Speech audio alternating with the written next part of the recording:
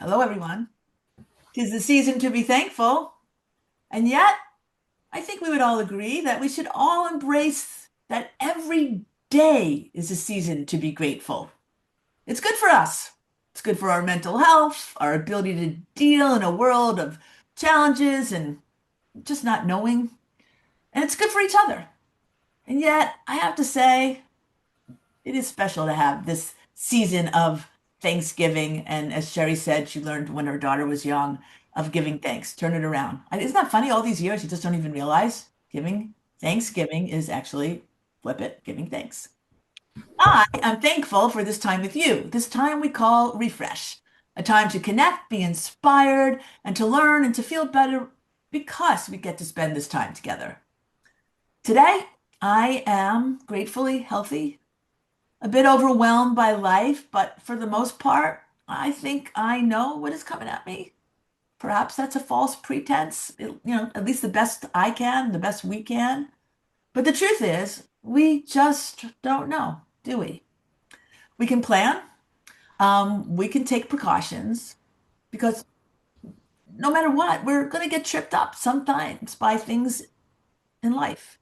The categories are many, and you have experienced many of them just as I have, but there are three words that can be terrifying. You have cancer.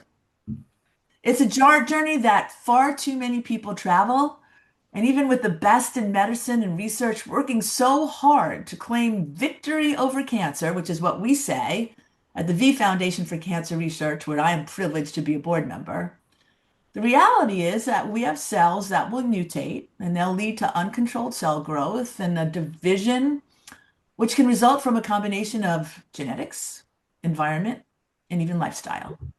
The journey began with those words for our friend Sabeen Perwaiz.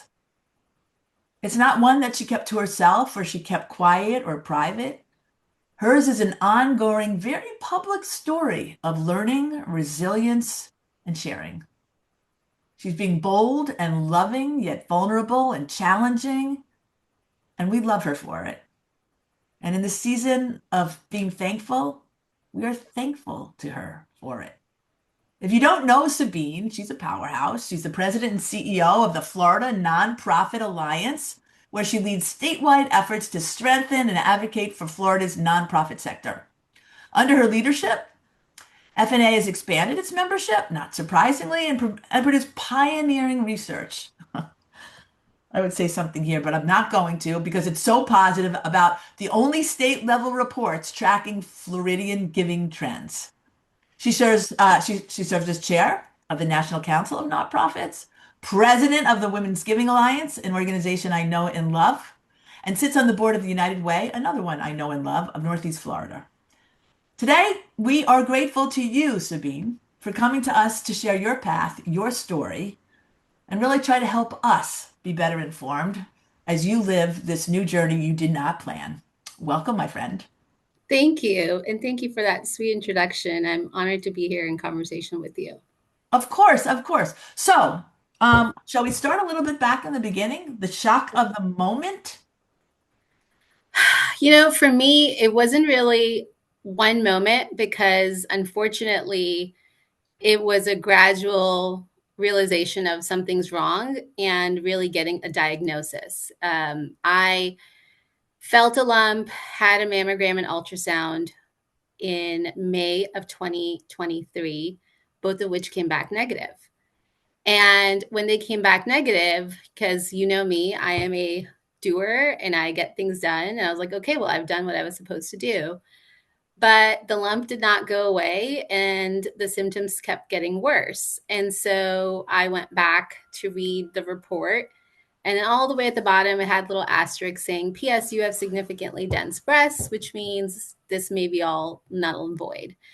And then I went down a Google rabbit hole and discovered that I probably need a breast MRI. I was 38 at the time. And so a breast MRI would not get approved by my insurance. And me being me and extremely persistent, pushed to still get the breast MRI, opt in for a self pay. And on December 28th of 2023, I went in I think it was like 7:30 p.m. Drove all the way to Clay County because that was the only appointment left before the end of the year to get my breast MRI. And at that point, I mentally and emotionally had come to terms with something is wrong and I probably have breast cancer.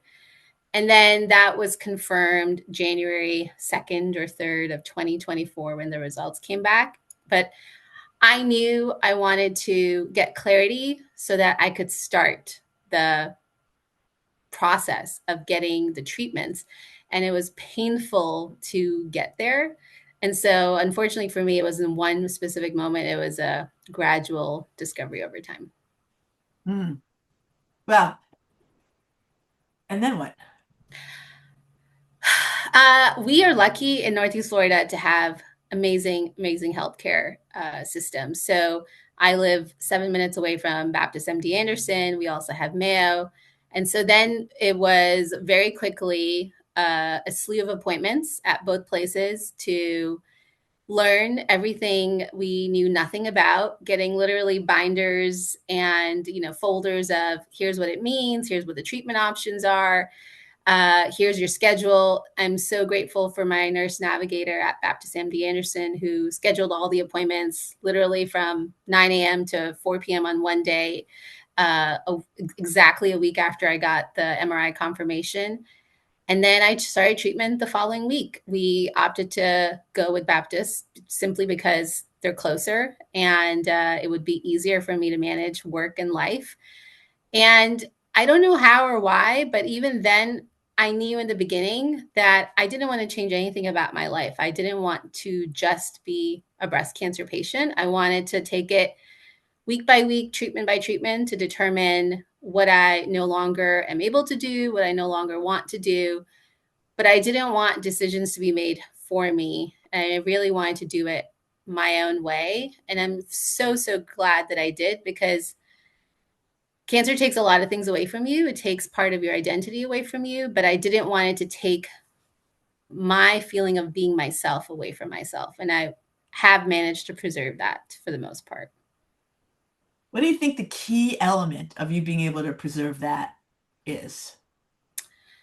That I was able to box it into a neat little, my appointments are at this time. And then the rest of my time, I'm going to be focusing on the things I enjoy, which are which is taking care of my kids, which is being active in my community, which is serving on the boards, and of course, my work. I had a really, really supportive board who also, knew I needed flexibility, but also completely 100% had my back. And, it doesn't make sense, but the last 2 years have also been the most productive, both work and in my volunteer capacity, while also receiving cancer treatment. And I'm not saying that to, make this sound like a wonderful walk in the park, but it is an example of it is possible to do things in your own way and to also really have candid conversations with my doctor around, I want to be able to do this. What does that mean? What do I need to tweak? And just because something is set in stone, or you assume it's set in stone that you have to do things certain prescribed way, you really have to have one-on-one conversations based on how your body, how your, treatment plan and how your symptoms all work together, because you don't know until you start. Right. And you don't know. And it's funny, like, it's helpful. I think people, I mean, I think all of us have people who have cancer in their lives. And one of the biggest questions is, what do I say? What do I do? How do I behave? What's good? What's not? Right? And you, early on, I guess, decided to start a blog, or you had your blog, and you just openly shared what was going on in your life. What did that do for you, and what kind of response did you get? It was really helpful for me. Well, one, I wanted to be in control of my own story. I didn't want people talking about it, gossiping about it, making assumptions about it. I wanted to be able to say, here's what's happening. And then the other flip side of it is, my husband is amazing and was like, okay, so I'm going to set up like these monthly Zoom calls to give people updates. And I was like, why are you going to speak about me when I can talk about myself? And that's really where it originated. I wanted to be able to share because we are so lucky to have such an amazing village here in this community, and our friends and family across the country and the world, and they were genuinely worried about me. And so this was my way of, one, keeping people informed and updated on what's happening, and so he didn't have to manage a barrage of texts on a daily basis, but two, to also be able to share, so that folks knew that I'm still here, I'm still me, and I can still talk about it. I'm not trying to avoid discussing it. I think the what I saw and the reaction from it was the amount of people who I don't know that have subscribed to it, that have sent me well wishes, that have sent me cards. It's really heartwarming. I mean, you think that you're a good person and leading a good life, but when I got those cards, when I got those comments, when I got those emails, it really is a humbling moment. It was a humbling moment to, okay, this is why you should be kind to people, because it does pay dividends. And I got so many well wishes, prayers, support from all walks of life. And it was really, really heartwarming to see that. Were you in any way? I had a friend who had cancer, and she's like, "Oh my God, I had a room filled with pink things. I didn't want pink things." How do you let people know what you want versus what you don't want? Um, I didn't directly tell people what I don't want, outside of food, because a lot of people wanted to do meal trains. Right. And I don't like waste. And I'm kind of a picky eater. So I did say, please don't give me food. We're lucky to have support there, and that was good. I'm not a pink person, although I did wear pink subtly. And Breast Cancer Awareness Month is a triggering month because there's pink everywhere, and you can buy pink things. And I'm for folks that want to give parts of their proceeds for things that you were going to buy already. But I don't know that I am speak for everybody who has cancer, but I'm not of the sort that needs something specifically pink just to raise awareness for it. And so for me, the ask was, helping make my family and my life as normal as possible. So if you want to have conversations with me, or want to have lunch with me during an infusion, I want to also learn about what's happening in your world, in our community. Don't come and just have a pity party. If I want a pity party, I will most definitely tell you. I'm not shy about saying what I want and don't want, but I want to feel normal because everything about my world has turned upside down, and I don't need people to come and just wallow with me. So I was very clear about who I wanted in that space when I was most vulnerable, but I was also very clear around I really want to just have a normal life, and for my kids to have a normal life. So a lot of our closest friends here took play dates the weeks that I had treatment so that the kids could go and have a play date while I really needed rest, without them feeling like something's wrong. Directly me saying like, I need alone time. They took out my kids. So I didn't need, the typical things. I needed help with my kids. I needed crafts, activities for them so that if I'm having a slow day, they can stay engaged. And then I also needed friends to take care of my husband. Not that he needs to be taken care of, but Audrey said this as well. It was more around, checking in on him and having one-on-one time with him, because he was carrying a lot as well, is carrying a lot as well. And there's a lot of attention on just the patient, and it's just one piece of the puzzle for a family unit. No, that absolutely true. It's often as hard in many ways, or harder in some ways, for the caregiver than it is for the patient, right? Right? You're in it. You're doing it. You have no choice. You're there. But they're there, but around you, right? So, there's tentativeness, there's all sorts of emotions. He's so spectacular and special. How is he doing? I think he's doing better now. I think last year was really hard on him. He took on rock climbing as a way of coping, and now goes on these way crazy adventures with a guide. That was the agreement that we reached, so that he had something of his own, and could process it.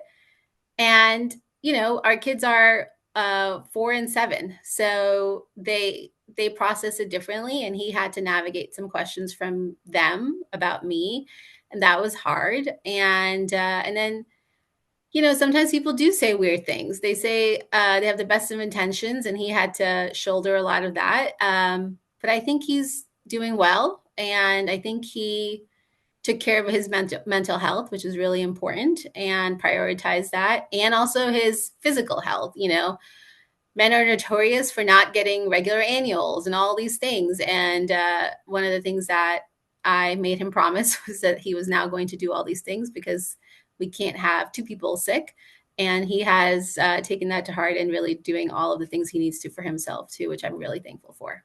Yeah, well, we're thankful with you, of course. You mentioned October being Breast Cancer Awareness Week, and that was one of the weeks particularly saw your blog, and I was like, wow. And I'm just going to read a part of it. Yes, this month raises awareness, but it often feels like it's more about the pink and less about the data and the dire realities.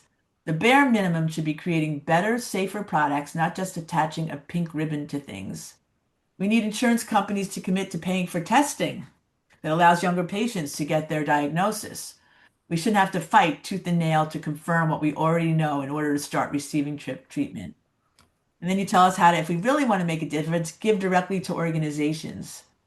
Um, every chemotherapy treatment I've received has been made possible because of a research trial.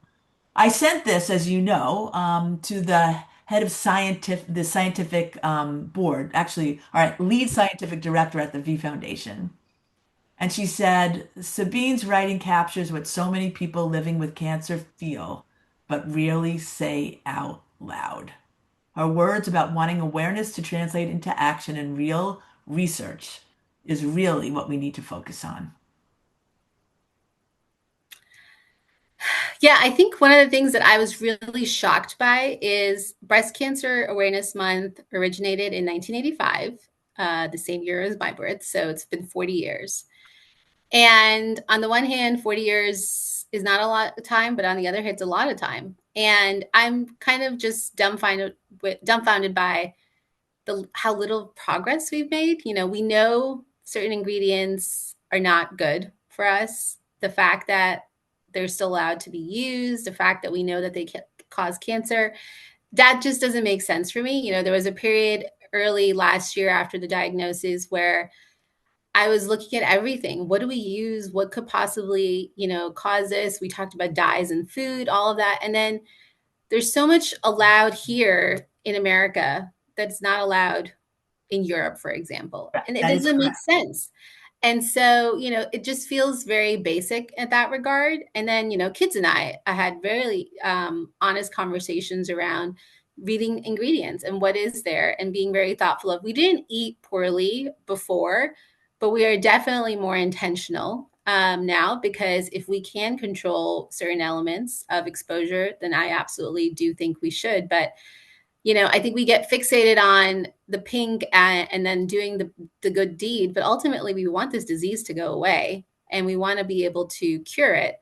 And so, how do we do that when we can't even have conversations around the things that are harming us all around us? Right. So what's on your top five list based on this experience? What would you share with us in terms of your research, your knowledge, where you sit now, and what we should be avoiding or being aware of? I think for me, because we're a kid household, definitely dyes. We've kind of taken that out of the equation. I think one of the things that I did last year was bake goldfish from scratch, because apparently goldfish is not that great for you, and it's been fun doing that with the kids. Processed food, we don't even go there. We never drank sodas before, but we're very careful around sugar. Exercise is just so important. One of the things that I've been able to do twice a week, every week since treatment has started and before, is healthy exercise. So much of my symptoms from the medications were far fewer than expected, because I was always active. And hydration, it's all basic things that we all know, but it really was emphasized by the doctors, by my trainers, by my physical therapists, that these things do make a difference, and I saw that firsthand. Really? Okay, that's great. Everybody got that? Listen, I want to invite if anyone has any comments or questions or like this, we always love this as a conversation. Um, we do it this way, invite people in because then you have exposure to people you might otherwise not be able to meet or ask a question that's pertinent to you. So please don't be shy. Weigh right in. All right, we have to talk about honest reflections. I don't know if Audrey is listening right now. Another dear, dear friend, who is also heavily engaged with a breast cancer diagnosis. And like you're both doing really well right now, which is fantastic. You decided to power up together and create something that was extraordinarily powerful. Tell us about that.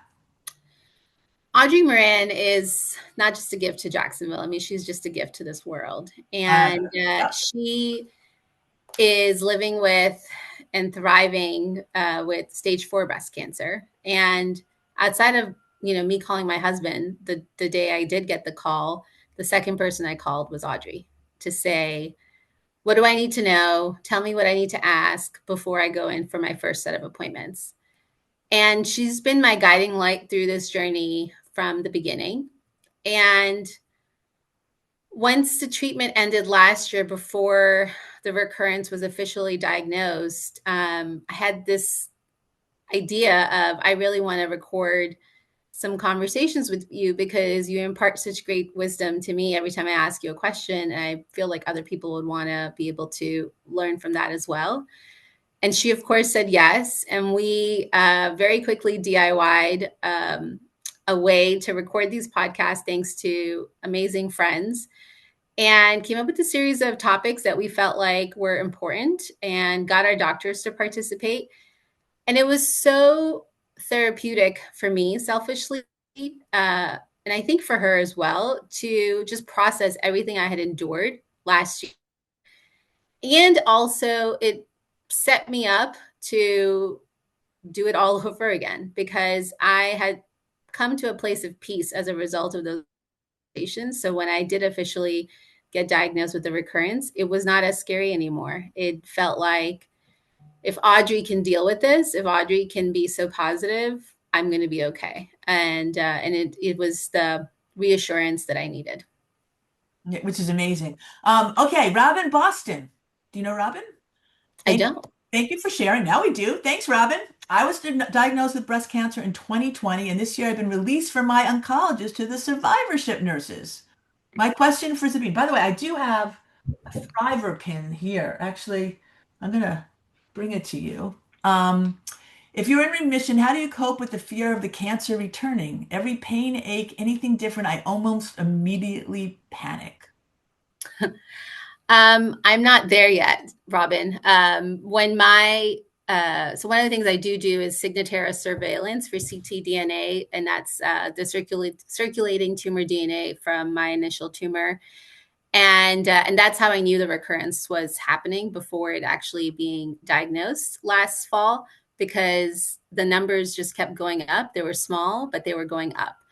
Mhm. And we had done the scans and nothing was showing up. But as soon as I saw bumps on my right breast, I knew that I needed to get it biopsied because I knew already that that recurrence, the numbers were going up. So something had to become visible somewhere. And as a result of that, I was able to catch the recurrence probably 6 to 9 months earlier than I would have on a scan because the scans were all clear. So I'm saying that to say, I think it makes you more vigilant. I think it makes you pay attention to your body to learn to be your own advocate. And now I'm at a phase of I've had a couple of consecutive zeros, and I hope it stays that way, and I want to maintain that. But for me, at this stage, just being a couple of months out from the recurrence treatments, I don't know when it goes away because I'm not there yet. For me, I'm trying my best to enjoy life. I've unsubscribed from the text alerts of when results are ready because I'm now at a new space of if something's wrong, my oncologist will call me. I don't need to know upfront. So I'm trying to get rid of the scan anxiety around, being glued to my phone of when I know the scan results are coming back and the blood work results are coming back. And then I'm just trying to live and enjoy. So saying that to say, I hope you have a great care team because I trust my doctor implicitly, and I know that she is a partner in this with me and is thinking 5 steps ahead, and I appreciate that. So I'm now teaching myself to just be in the moment and enjoy because that's all I can do. Because I would love to be 5 years out, and I'm told hopefully by then it does get better.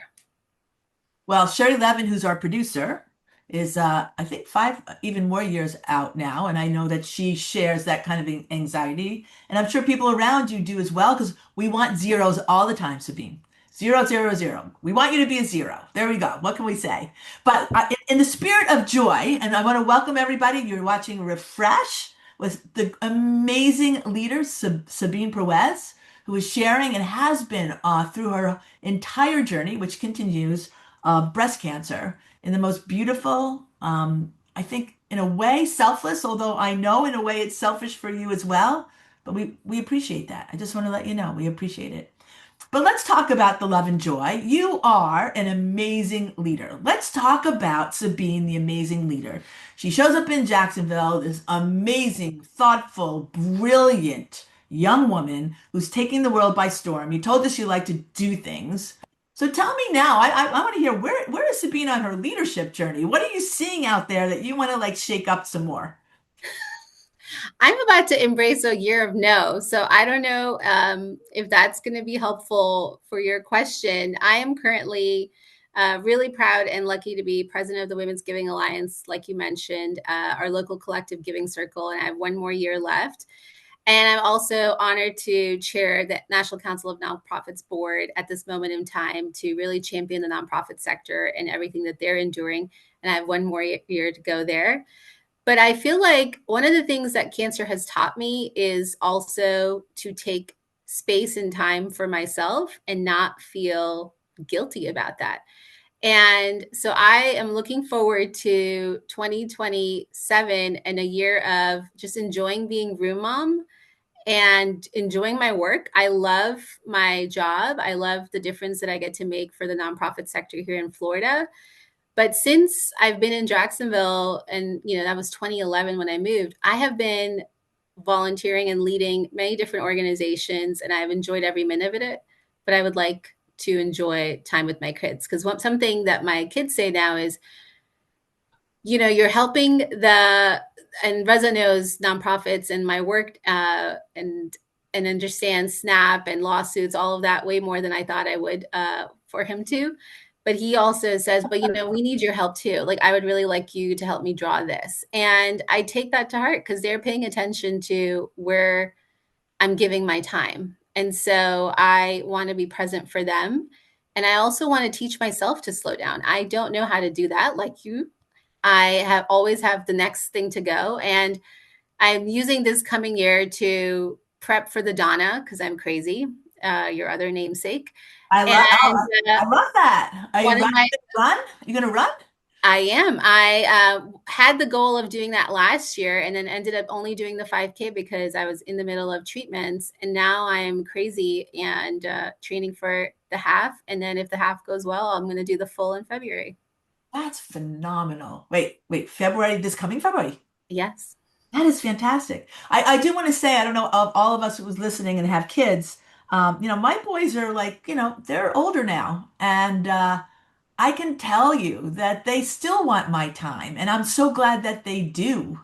And I can tell they have questions. Oh, are you busy now, mom? Right? And it's like you never lose that feeling when you want to say, no, I'm not busy. What do you need? Yeah. Right? Yeah. And it does so like it's an ongoing thing as we are divided in our passions and desire to change the world all around us.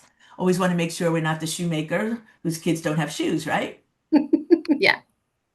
As it goes. We ask all of our guests, as you know, to give us three things that they would like to leave with us to ponder and value. And so let's take a look at Sabine's honest reflections, strength on her own terms. And I think if there's any theme that we've all gotten to hear today from you, Sabine, although for those of us who know you, it's on your own terms, right? I do not want to be a breast cancer patient. I do not want to be not myself. I want to feel normal and do things my way. I think all of that's really powerful for us to hear, a reminder to own our own agency. So, starting with number one. So I think tackling with breast cancer on your terms is really important. I think that goes with any disease, any diagnosis, is we go in thinking we have to do this. And I say that to say, you really have to be honest around how your body is experiencing something and talk about it. Dosages can be reduced. Your doctor will make ultimately the right decision for you, but you have to be open and honest about what you're experiencing so that they can customize it for you. Do not assume it's only a one size fits all approach. Okay. Now, I love this one. And, being an athlete, there's some athletes listening in today. The importance of the underdog. Are you an underdog? Do you see yourself as an underdog? I do. I say that because I remember vividly when I started in my role. It'll be my 10th anniversary at FNA in April. Wow. It was a sea of men and in public policy in Tallahassee. And I remember being invited to a panel, and it was three men and me. The men had no idea who I was, nor did they care. One of them asked me if I could grab them coffee. And I told them, well, actually, I have no idea where it is. I'm here to speak alongside you.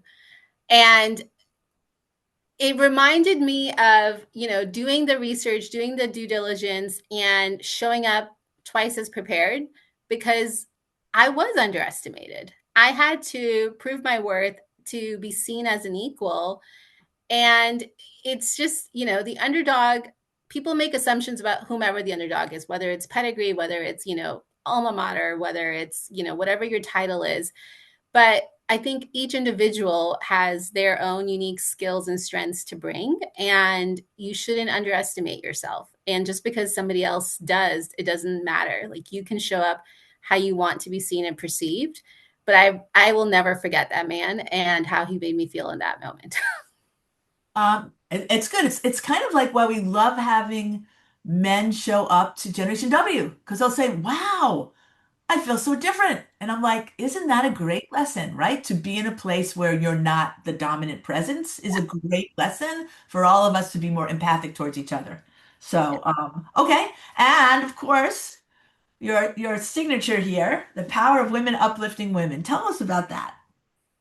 I mean, I think this community is really special. Audrey and I talk about this often. When I was moving to Jacksonville from New York City, I didn't know anybody. And I researched, just who is here, who are the great women. And I emailed strangers, and set over 75% responded to my email. I didn't have an ask except I would love to get to know your organization and have coffee. Most of them took me up on it. This community has uplifted me. They have, told me I'm a leader. They have told me to show up in spaces. They have been my advocate. And those are all things where I would not have been able to do that by myself. And it was because other women took it upon themselves to make sure that I'm in spaces where I am seen, valued, and heard. And I'm eternally grateful for that. And also aware of my responsibility in doing the same for other younger women, because we do have to do that. And it's important to do that. And the Jacksonville community is the one that taught me that. Isn't that great? Is it surprising to you now that there seems to be a larger conversation about diminishing the opportunities for women to spend time with women?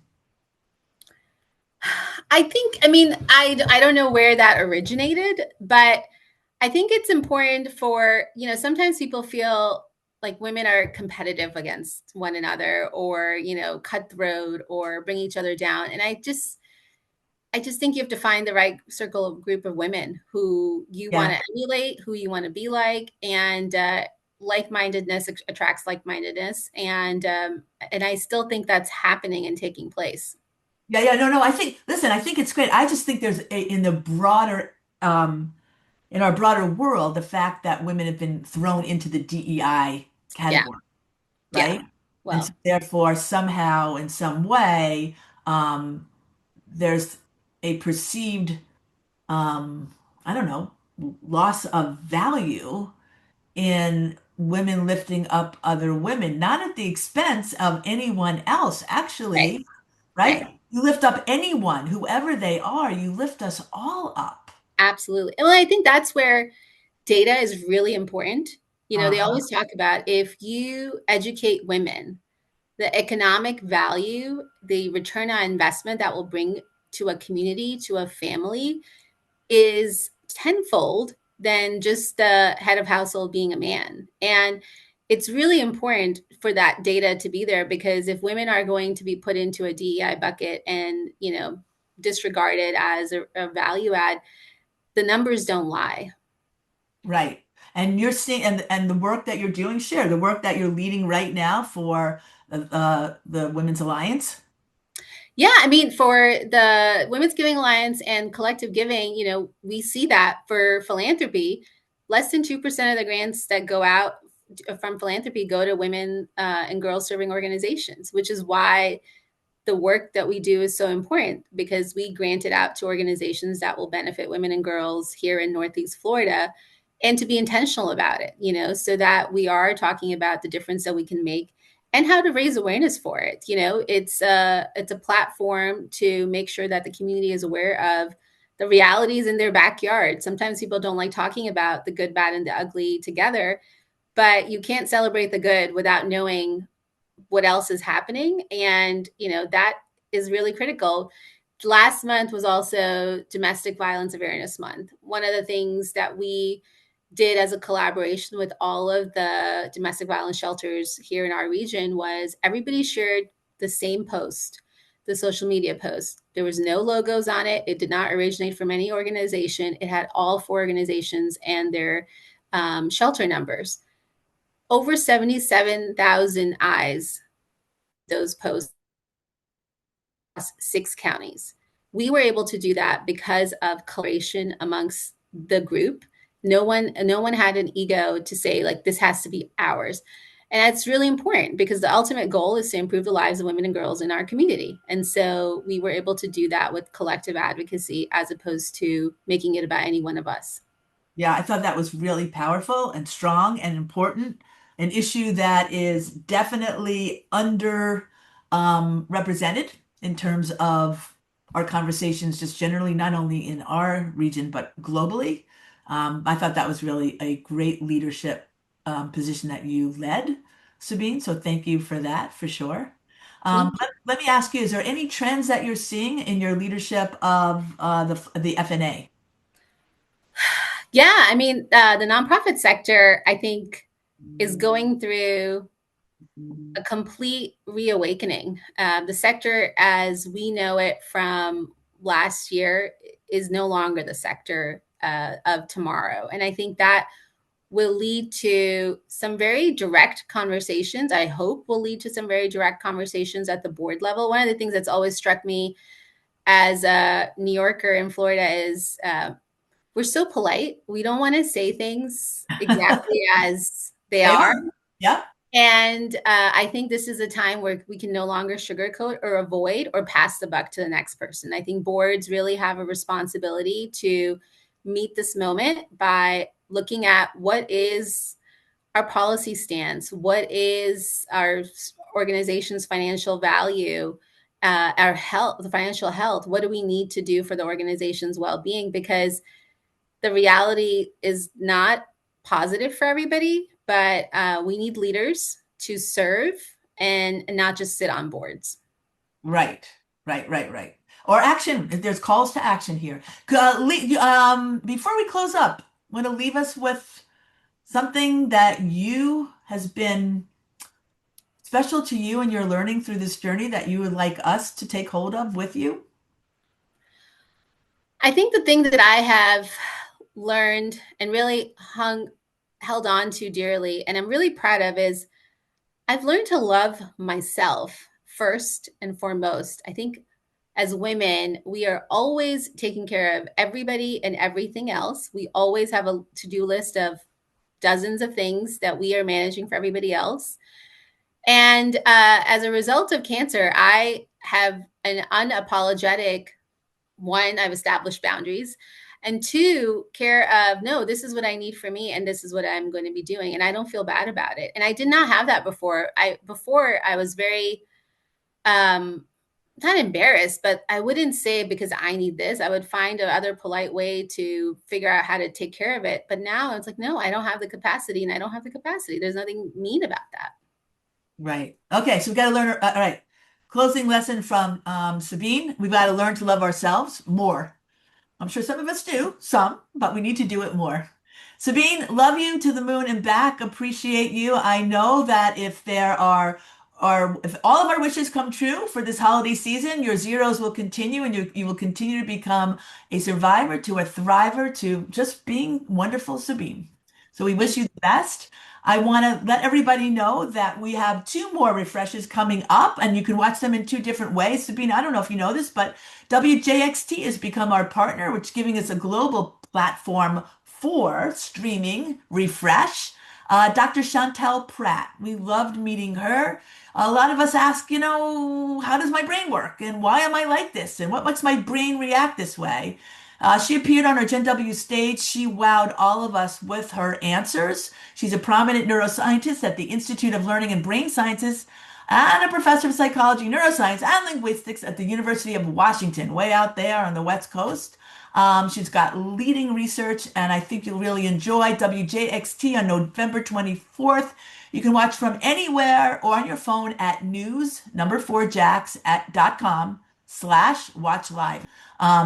Next live refresh will be on December 3rd with the amazing Penny Zuber. She's the Executive Vice President, COO, CFO of the YMCA of Florida's First Coast, whose work reminds us that community is at the heartbeat of everything. She's an expert on wellness and fitness and how communities come together behind those essential. You spoke about it when we first started talking, how important feeling good by doing good is. And we just want to invite you to put on your calendar December 3rd. And lastly, of course, but not least, we are celebrating impact. That is our theme of the year because on March 27th, we will gather to celebrate impact. 15 years of Generation W. Can you believe that, Sabine? That's amazing.